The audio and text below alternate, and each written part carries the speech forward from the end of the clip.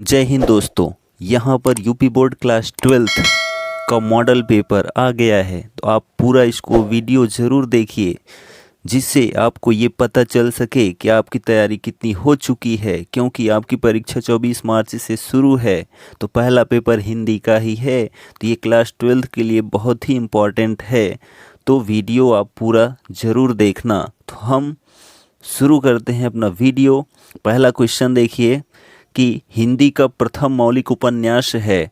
तो हिंदी का प्रथम मौलिक उपन्यास जो है वो परीक्षा गुरु है। क्या है? परीक्षा गुरु। किसने लिखा है? तो लाला श्रीनिवास दास जी ने लिखा है। किसने लिखा है? लाला श्रीनिवास दास जी ने।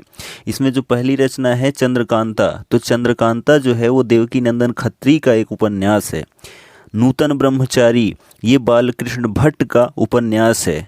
तितली जयशंकर प्रसाद का उपन्यास है। तो ये सभी रचनाएं महत्वपूर्ण हैं। दूसरा क्वेश्चन इसमें है कि आलोक पर्व किस लेखक की रचना है? तो आलोक पर्व हजारी प्रसाद द्विवेदी की रचना है। किसकी है? हजारी प्रसाद द्विवेदी की रचना है, जो कि एक निबंध है। क्या है? निबंध है आलोक पर्व। ठीक, उसके बाद आगे बढ़ते हैं हम। तीसरा इसमें ग नंबर देखिए कि अरे यायावर याद रहेगा। तो अरे यायावर याद रहेगा, तो ये हमको ऐसे लग रहा है कहीं कोई गया होगा, यानी जो लेखक था वो कहीं गया था तो ये रचना किया है। तो अब अगर गया था तो यात्रा किया था, तो ये क्या हो जाएगा हमारा? यात्रा वृत्तांत। क्या हो जाएगा? यात्रा वृत्तांत। और ये जो यात्रा वृत्तांत है, ठीक है, अरे यायावर याद रहेगा, ये सच्चिदानंद हीरानंद वात्स्यायन की रचना है। ठीक, उसके बाद देखिए घ नंबर काशी नागरी प्रचारणी सभा की स्थापना किसने की थी? तो काशी नागरी प्रचारणी सभा की स्थापना श्याम सुंदर दास जी ने की थी। किसने? श्याम सुंदर दास जी ने की थी। वो भी कब की थी? तो 16 जुलाई, ठीक है, 16 जुलाई 1893 ईस्वी को की थी। ठीक है, चलिए आगे बढ़ते हैं हम। इसमें अंग नंबर देखिए, तो यहाँ पर लिखी है रचना कि विजन 2020 यानी विजन 2020 जो है, लक्ष्य 2020 जो है वो क्या है, किसकी रचना है? तो यहाँ पर जो है डॉक्टर APJ अब्दुल कलाम की रचना है विजन 2020। ठीक, आगे हम बढ़ते हैं। दूसरा क्वेश्चन आता है, 5 नंबर क्लियर हो गया। पहला क्वेश्चन इसमें है दूसरे में कि कौन सी रचना भक्ति काल में लिखी गई है? ठीक है, तो कौन सी रचना भक्ति काल में लिखी गई है? तो यहाँ पर हम देख रहे हैं कि जो सूरदास द्वारा रचित रचनाएं हैं, क्योंकि सूरदास भक्ति काल से संबंधित हैं, तो सूरदास की रचना सूर सागर जो है ये भक्ति काल से संबंधित है। ठीक है, और जो हमारी कामायनी है, ठीक है, कामायनी किसकी रचना है? तो जयशंकर प्रसाद जी की रचना है। भारत भारती किसकी रचना है? तो मैथिली शरण गुप्त की रचना है। साकेत किसकी रचना है? ये भी मैथिली शरण गुप्त की रचना है। ठीक, आगे दूसरा क्वेश्चन इसमें ख नंबर में है कि सगुण भक्ति शाखा के कवि नहीं है। ठीक है, तो सगुण भक्ति शाखा के कवि इसमें से कौन नहीं है? ये आपको ऑप्शन चूज करना है। तो इसमें जो है हम बात करें तो यहाँ पर केवल सूर्यकांत त्रिपाठी निराला जी जो हैं भक्ति काल से ही नहीं है। तो सगुण की बात क्या है? तो यहाँ पर जो सूरदास जी हैं, तुलसीदास जी हैं, मीराबाई जी हैं, ये सभी सगुण भक्ति धारा के कवि हैं। ठीक है, चलिए आगे बढ़ते हैं हम। इसमें ग नंबर देखिए क्या कह रहा है, बहुत ही इंपॉर्टेंट क्वेश्चन है कि प्रकृति का सुकुमार कवि कौन कहलाता है? ठीक है, यानी प्रकृति का सुकुमार कवि कौन है? तो इसमें जो प्रकृति का सुकुमार कवि है वो सुमित्रा नंदन पंत जी हैं। कौन है? सुमित्रा नंदन पंत जी प्रकृति के सुकुमार कवि कहलाते हैं। ठीक, उसके बाद नेक्स्ट क्वेश्चन इसमें है हमारा कि विज्ञान गीता की रचयिता कौन है? तो विज्ञान गीता के रचयिता जो हैं वो केशव दास जी हैं। ठीक है, कौन है? केशव दास जी हैं। आगे हम बढ़ते हैं। इसमें दूसरे का अंग नंबर देखिए क्या है कि रामधारी सिंह दिनकर की रचना नहीं है। तो इसमें जो रामधारी सिंह दिनकर की रचना नहीं है वो प्रवासी के गीत है। ठीक है, कौन सी है? प्रवासी के गीत। इसको जो है लिखा है नरेंद्र शर्मा ने। किसने लिखा है? नरेंद्र शर्मा ने लिखा है प्रवासी के गीत। इसलिए ये जो रचना है ये रामधारी सिंह दिनकर की नहीं है। रेणुका भी रामधारी सिंह दिनकर की है, कुरुक्षेत्र भी है और परशुराम की प्रतीक्षा भी है। चलिए आगे हम बढ़ते हैं। तीसरा क्वेश्चन, तो तीसरा क्वेश्चन देखिए क्या है कि गद्यांश पर आधारित आता है 10 नंबर का, धरती माता की कोख में जो अमूल्य निधियां भरी हैं जिनके कारण वह वसुंधरा कहलाती है, उससे कौन परिचित ना होना चाहेगा। तो राष्ट्र का स्वरूप जो है बहुत ही इम्पोर्टेंट चैप्टर है, उसको आप ज़रूर कंप्लीट करिएगा, 10 नंबर आपको वहाँ से मिल जाएगा। ठीक है, तो ये जो है इसके हम पहले क्वेश्चन का आंसर दें तो गद्यांश का शीर्षक क्या है, तो राष्ट्र का स्वरूप है। लेखक का नाम क्या है, तो वासुदेव शरण अग्रवाल है। दूसरा इसमें क्वेश्चन है रेखांकित अंश की व्याख्या कीजिए। तो रेखांकित अंश की अगर हम व्याख्या की बात करें तो यहाँ पर लेखक कहता है कि धरती माता की कोख में यानी धरती माता के गर्भ में बहुत सारी जो हैं अमूल्य निधियाँ जिनका कोई मूल्य नहीं है, यानी इतना अधिक मूल्य है कि वो सभी उनके अंदर भरी हुई हैं, जिनके कारण ही हम उनको धरती माता या वसुंधरा कहते हैं। ठीक है, ये इसका व्याख्या हो गया। उसके बाद देखिए कि धरती वसुंधरा क्यों कहलाती है, क्योंकि इसके अंदर जो है इसके गर्भ में बहुत सारी अमूल्य निधियाँ भरी हैं, इसलिए ये वसुंधरा कहलाती है। चौथा क्वेश्चन है कि पृथ्वी की देह को किसने सजाया है, तो पृथ्वी की देह को जो है किसने सजाया है। तो यहाँ पर हम अगर इसको देखें तो इसको जो है अमूल्य जो हमारी नदियाँ हैं, दिन रात बहने वाली नदियों ने पहाड़ों को पीस पीस कर अगणित प्रकार की मिट्टियों से पृथ्वी की देह को सजाया है। यानी कि नदियाँ जो हैं वो पत्थरों के कण को जो है रेत रेत कर लाती हैं, पीस पीस कर लाती हैं और समतल मैदान में बिछा देती हैं, जिससे उपजाऊ मैदान बन जाता है। इस वजह से इसको जो है सजाया गया है। उसके बाद पांचवा क्वेश्चन क्या है कि इसमें भावी आर्थिक अभ्युदय हेतु हमें क्या करना चाहिए। तो भावी आर्थिक अभ्युदय हेतु जो है हमें क्या करना चाहिए, सबकी जांच पड़ताल करनी चाहिए, यानी पृथ्वी के अंदर या ऊपर भी जो भी चीज़ें हैं उन सब की जांच पड़ताल करनी चाहिए। ठीक है, यानी कहीं नुकसान तो नहीं हो रहा है। उसके बाद इसमें दूसरा अथवा करके जो गद्यांश है, जो कुछ भी हम इस संसार में देखते हैं वह ऊर्जा का ही स्वरूप है। जैसा कि महर्षि अरविंद ने कहा है कि हमें भी ऊर्जा के ही अंश हैं। तो यहाँ पर ये अगर हम पढ़ते हैं तो ये हमको प्राप्त होता है कहाँ से, हम और हमारा आदर्श से। कहाँ से, हम और हमारा आदर्श से, जिसको जो है डॉक्टर APJ अब्दुल कलाम ने लिखा है। तो यहाँ पर पहले क्वेश्चन का आंसर हो गया, शीर्षक क्या है, हम और हमारा आदर्श। लेखक का नाम क्या है, डॉक्टर APJ अब्दुल कलाम। रेखांकित अंश की व्याख्या कीजिए। तो यहाँ पर लेखक कहता है कि जो हम इस संसार में देखते हैं चारों तरफ वह सभी एक ऊर्जा का ही रूप होता है, क्योंकि हम किसी को देखने के बाद अपने अंदर या तो ऊर्जा लाते हैं या तो अपनी ऊर्जा को कम कर देते हैं। ठीक है, उसके बाद इसमें तीसरा क्वेश्चन है महर्षि अरविंद ने क्या कहा है। तो महर्षि अरविंद ने कहा है कि जो इस संसार में दिखाई देता है वह सब ऊर्जा का एक अंश होता है। उसके बाद चौथा क्वेश्चन इसमें आत्मा एवं पदार्थ दोनों ही किसका हिस्सा हैं। तो आत्मा और पदार्थ जो हैं वो हमारे अस्तित्व का ही एक हिस्सा है।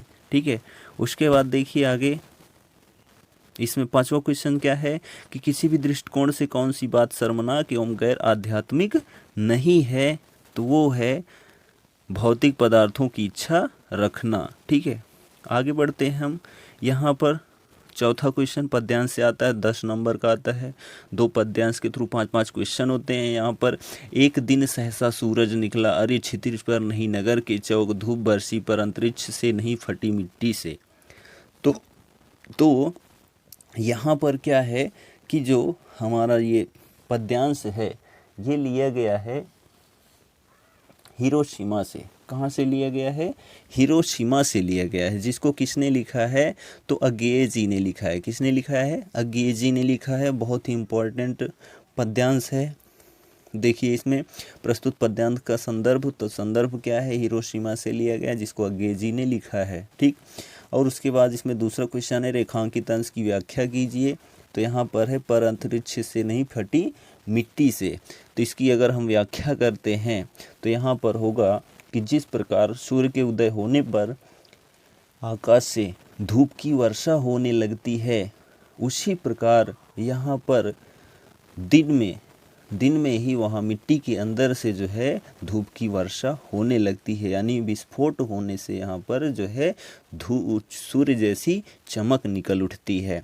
उसके बाद देखिए एक दिन अचानक क्या हुआ था, तो एक दिन अचानक जो है धरती से ही सूर्य का उदय हो गया था, सूर्य रूपी बम विस्फोट का उदय हो गया था। ठीक है, उसके बाद चौथा क्वेश्चन है कि क्षितिज पर नहीं कहाँ पर क्या हुआ था, तो क्षितिज पर नहीं कहाँ पर क्या हुआ था, तो आकाश पर नहीं धरती पर ही सूर्य का उदय हो गया था।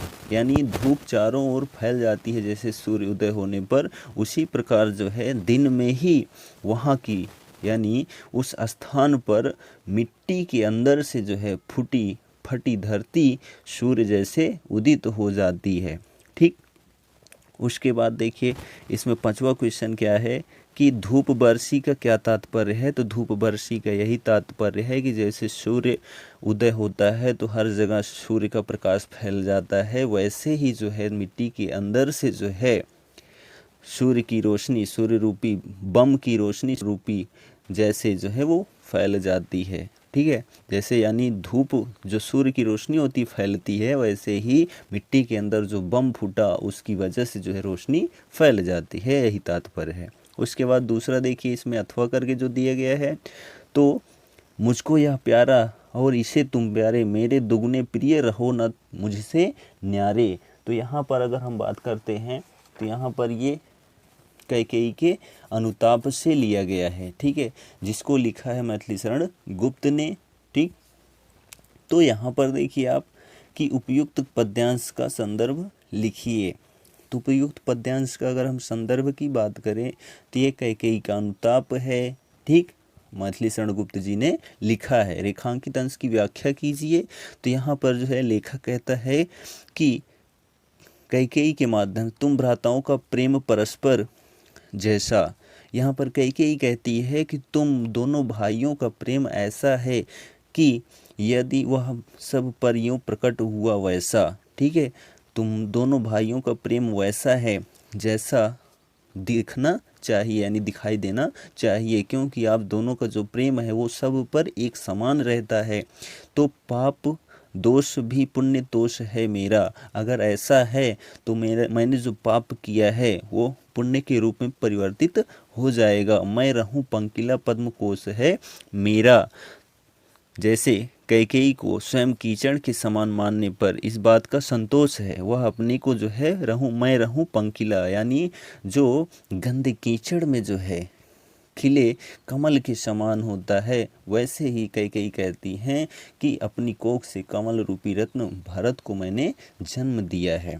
ठीक, चलिए तीसरा इसमें है प्रस्तुत पद्यांश में श्री राम को कौन प्यारा है, तो प्रस्तुत पद्यांश में श्री राम को जो है भरत प्यारे हैं। ठीक, उसके बाद मैं रहूं पंकिला पद्म कोश है मेरा पंक्ति में कौन सा अलंकार है, तो यहाँ पर जो है उपमा अलंकार है। कैसे, तो यहाँ पर कीचड़ और कमल की बात हुई है। ठीक है, आगे देखिए यहाँ पर बीच में डैश का चिन्ह भी लगा है। हमने बताया था कि जहाँ डैश का चिन्ह भी रहे वहाँ पर जो है उपमा अलंकार हो सकता है। ठीक, चलिए आगे हम बढ़ते हैं। इसमें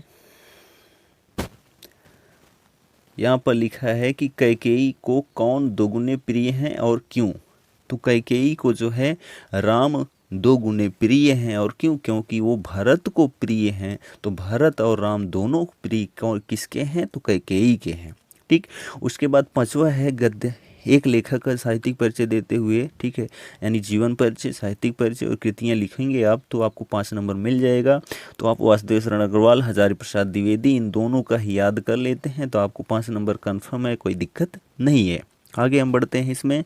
तो जो नेक्स्ट क्वेश्चन आता है वो ख नंबर यहाँ पर कवि से आता है। तो कवि का जीवन परिचय, एक साहित्यिक परिचय और कृतियाँ लिखना होता है जो 5 नंबर देता है। तो यहाँ पर अयोध्या सिंह उपाध्याय, हरिऔध, सुमित्रानंद पंत, महादेव वर्मा, इन तीनों का आप कंप्लीट करते हो तो आपका इसमें से भी एक कंफर्म है, इसमें कोई दो राय नहीं है, तो आप इसमें से कंफर्म कर लीजिएगा।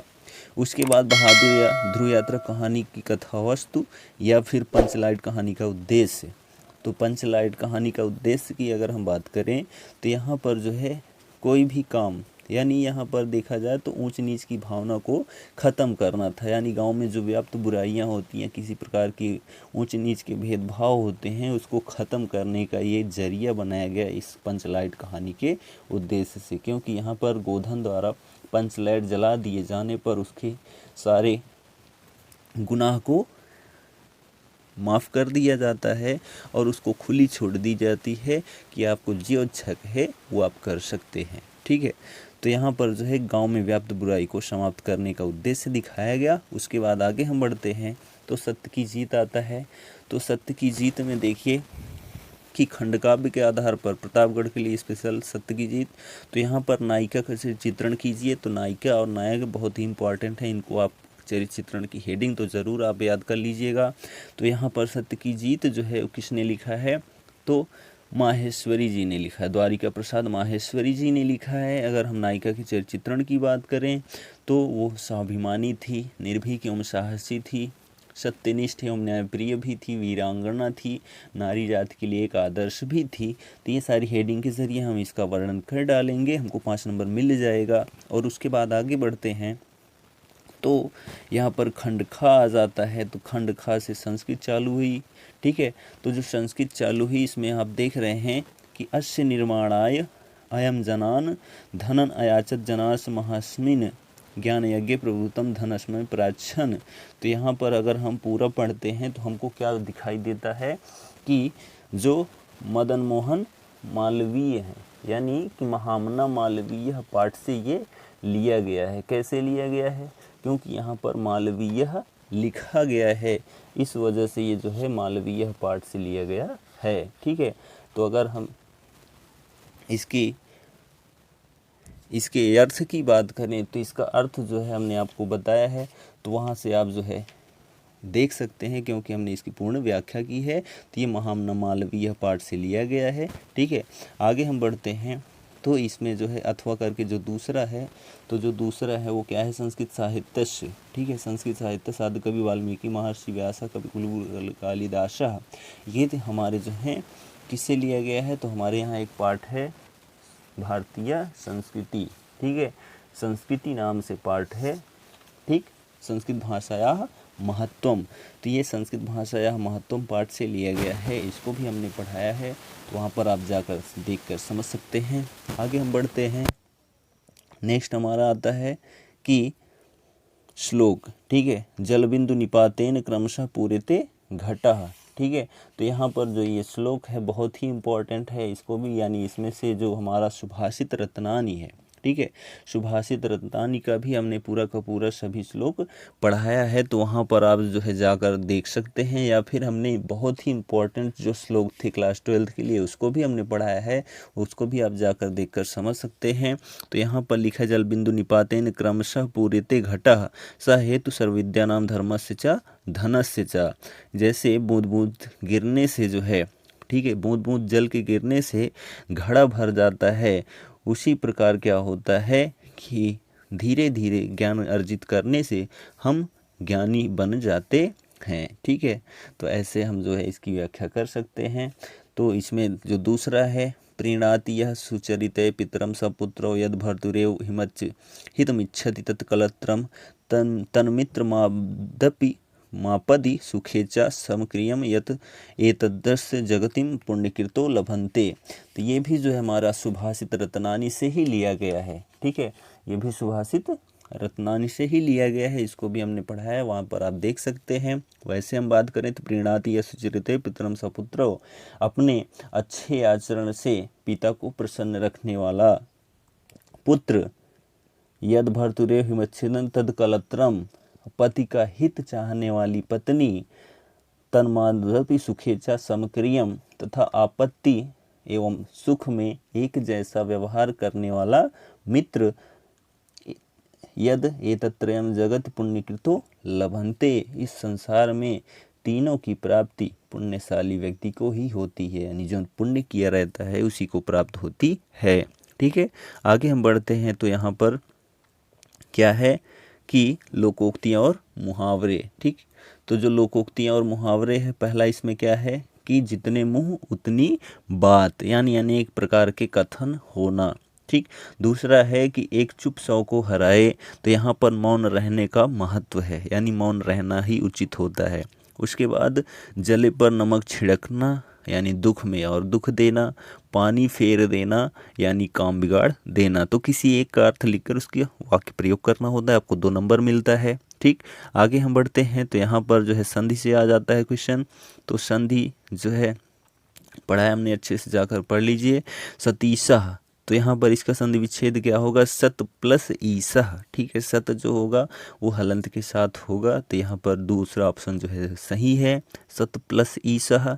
आगे देखते हैं तीसरा, जो दूसरा इसमें है सर्वोदयः, तो सर्वधन उदयः, तो सर्वधन उदय है, यहाँ भी जो दूसरा ऑप्शन सही है।